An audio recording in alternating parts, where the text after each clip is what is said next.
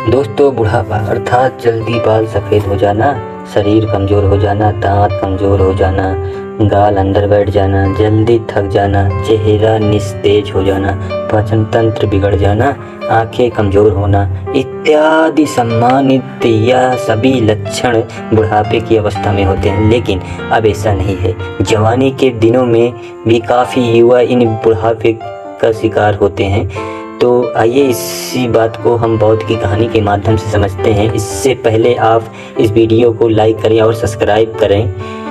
तो अगर नहीं किए हैं तो सब्सक्राइब कर लीजिए और बेल नोटिफिकेशन को ऑन कर दीजिए ताकि हमारी आने वाली सभी वीडियो और सूचना सबसे पहले आपको प्राप्त हो।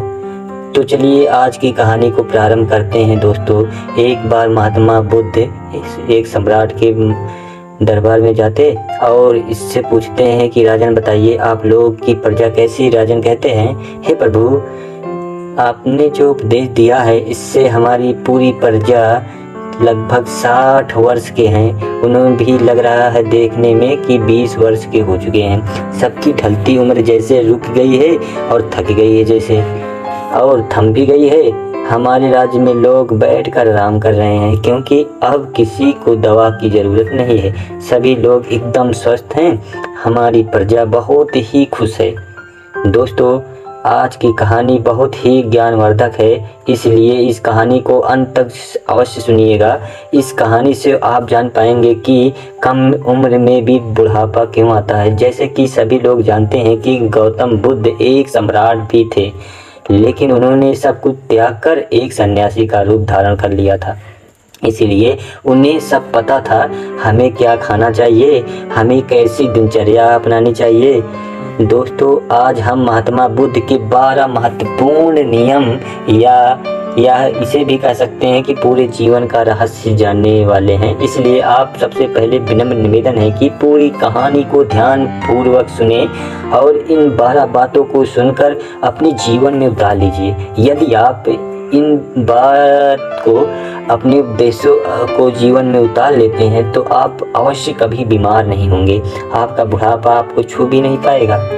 दोस्तों, इसे हम एक कहानी के माध्यम से समझते हैं जिससे हर एक बात दिमाग में बैठ जाए और अपने जीवन में उतार सकें। चलिए कहानी को शुरू करते हैं। बहुत समय पहले की बात है। किसी राज्य में भादर सिंह का नाम एक राजा था। राजा बहुत ही दयालु था, दयावान था और एक न्यायिक राजा था। उनकी 2 रानियां थी और दोनों रानियां अति सुंदर थी। वे रानियां भी उस राजा के स्वभाव पर गई और वह रानियां भी बहुत ही धार्मिक प्रवृत्ति की थी। राजा इतना न्यायप्रिय था कि उनकी प्रजा कभी भी दुख का सामना नहीं करती थी, क्योंकि राजा ने अपने मंत्रिमंडल में 9 ऐसे मंत्रियों का गठन किया था जिनके जिम्मे हर एक विभाग बांटा गया था, जिनको यह कहा गया था कि तुम प्रजा का खान पान पर ध्यान रखो। उन सबको अलग अलग काम बांटे गए थे और उनका इतना सख्त हिदायत थी कि किसी भी काम को लापरवाही बरतने पर उन्हें मृत्यु दंड दिया जाएगा। इसलिए उनके समूह में मंत्रिमंडल में मंत्री थे जो बहुत ही ईमानदारी से काम करते थे और राजा को जब भी कोई न्याय करना होता था तो कभी भी वह किसी के साथ एक पक्षी न्याय नहीं करते थे। वह दोनों पक्ष के एक एक समस्याओं को बहुत ही बारीकी से समझते थे। दोनों के मुद्दों पर ध्यान देकर वहीं पर निष्पक्ष फैसला सुनाते थे। इस तरह से राजा के पूरे प्रजा राज्य की सुखी और राजा हर सप्ताह राजा एक चक्कर लगाते थे और पूरे राज्य के जितने लोग थे वो सभी को अपनी सभा में बुलाया जाता था। जिसके घर में कितना अनाज है, किसके घर में अनाज नहीं है, खाने के लिए है कि नहीं है, इसलिए इस तरह राजा की व्यवस्था होती थी। इसलिए उनकी प्रजा भूखी जीवन व्यतीत कर रही थी। उनका राज्य बहुत ही अच्छे से चल रहा था। सारी प्रजा भूखी और सुख ही भूखा था, हमेशा प्रजा को गुणगान करती थी। ऐसे ही एक दिन सभा में चल गई। तभी सभा एक किसान उसकी पत्नी आज से पूछते हैं कि मेरी एक बहुत बड़ी समस्या है, कृपया आप हमारी समस्याओं का समाधान करें। राजन बोले, बताइए क्या बात है। किसान कहता है कि मेरे 2 बेटे हैं और अभी उनकी उम्र बहुत ही कम है। अभी से ही उनकी उम्र ज़्यादा से ज़्यादा 26 साल, बहुत ज़्यादा 28 साल होगी, लेकिन वह देखने में ऐसे लग रहे हैं कि उम्र 60 साल की हो चुकी है। उनके सिर से बाल झड़ते जा रहे हैं, उनका पेट निकलता जा रहा है।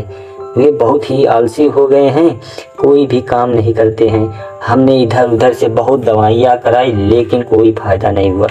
महाराज कहते हैं ठीक है, और अपने मंत्री जी को आदेश देते हुए कहते हैं, मंत्री जी अपने राज वेद से इस किसान के बेटे का इलाज करवाया जाए, और जो भी खर्च होगा उसे राजकोष से भरा जाए। और मंत्री जी ऐसा ही करते थे। फिर राजवैद्य किसान के दोनों बेटों का इलाज राजकोष से करते हैं। काफ़ी दिन इलाज चलता है और किसान को सभा में उपस्थित होता है और कहता है, महाराज कोई आराम नहीं हुआ, मेरा बेटा वैसे का वैसा ही है। राजा कहते हैं ठीक है, हम इस पर विचार करेंगे। और इस पर विचार चल ही रहा था, तभी उस गांव से एक पति पत्नी रोते हुए आते हैं और वह उसी समस्या का निवारण करना चाहते थे। फिर धीरे धीरे सवाल चल ही रहा था कि एक एक करके पूरे गांव के आधे से ज़्यादा लोग वहां आ गए। राजा असमंजस में पड़ गया। उन्होंने तुरंत आपातकालीन सभा बुलाई कि राज्य में जितने भी वैद्य हैं सबको बुलाया जाए और दिखाया जाए कि आखिर ऐसी क्या समस्या है जिसकी वजह से हमारे राज्य के सभी नवयुवक देखने लगे हैं। इस समस्या की पूरा शोध किया जाए। राजा का यह सख्त आदेश था कि जल्द ही जल्द कार्रवाई किया जाए और पूरे राज्य में छानबीन की जाए। सभी का घर घर जाकर